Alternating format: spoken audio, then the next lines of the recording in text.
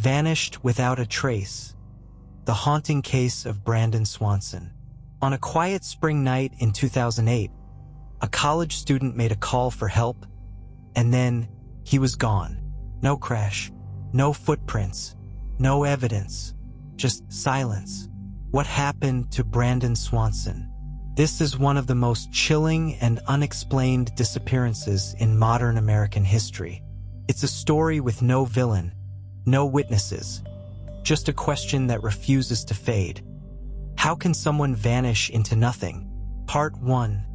The Disappearance. Marshall, Minnesota. May 14, 2008. Brandon Swanson, a 19-year-old college student, was driving home after celebrating the end of his semester with friends. By all accounts, it was a normal evening.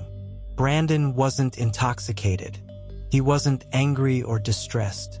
He had plans for the summer and ambitions for the future. But somewhere along Highway 68, something went wrong. Around 1:15 a.m., Brandon's car veered off the road and got stuck in a ditch. Not seriously crashed, just immobilized. He called his parents and asked them to come pick him up. He was calm. He said he wasn't hurt. "I'm near Lind," he told them, a small town just a few miles from home. His father, Brian, got in the car and drove to find him. Brandon kept talking to his dad on the phone. For nearly 47 minutes, he stayed on the line, guiding his parents to where he believed he was. But here's where it gets strange. They never found each other. Brandon insisted he could see lights from the town in the distance. Frustrated, he told his dad he was going to walk toward them. "I'll meet you there," he said. Then, without warning, Brandon suddenly exclaimed, "Oh!" The phone went dead. It was the last time anyone ever heard from him. Part 2. The search begins. The next morning, Brandon's parents reported him missing.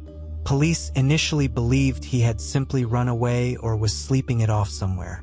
But that theory quickly fell apart. Brandon's car was found, neatly parked, no signs of damage in a ditch. But it wasn't near Lind. It was outside of Taunton, nearly 25 miles away from where he thought he was. This discovery made the situation even more bizarre. How did he get so far off course? Why did he think he was in a completely different place? Tracking dogs picked up Brandon's scent.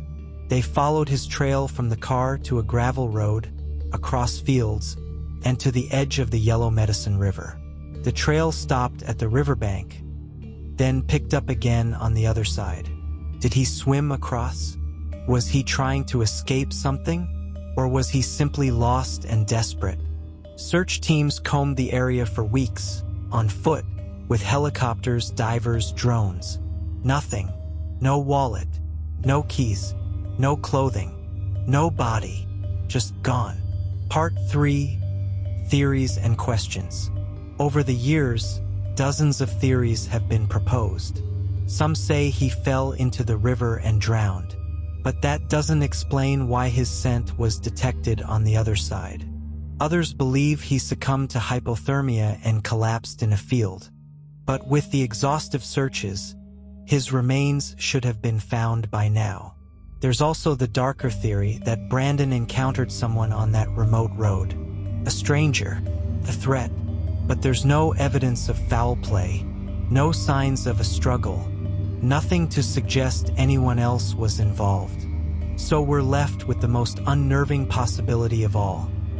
That someone in the 21st century can vanish completely without a trace in the middle of America. Part 4. A family's endless search. Brandon's parents have never stopped looking. Every year they hold awareness events. They work to change missing person protocols. In fact, Brandon's case led to the passing of Brandon's Law in Minnesota, a law that requires immediate investigation when an adult goes missing under suspicious circumstances. They cling to hope, not necessarily hope that he's alive, but hope for answers, for closure.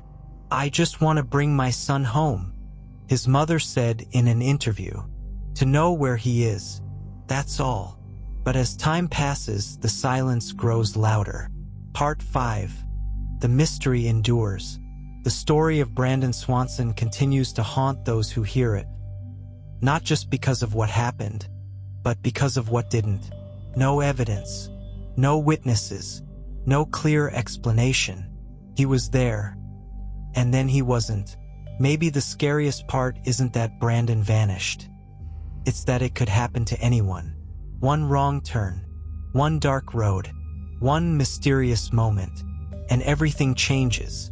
This case reminds us that despite all our technology, all our systems, all our confidence in knowing where people are at all times, mystery still has room to breathe, and sometimes it swallows people whole. Brandon Swanson, 19 years old, missing since May 14, 2008.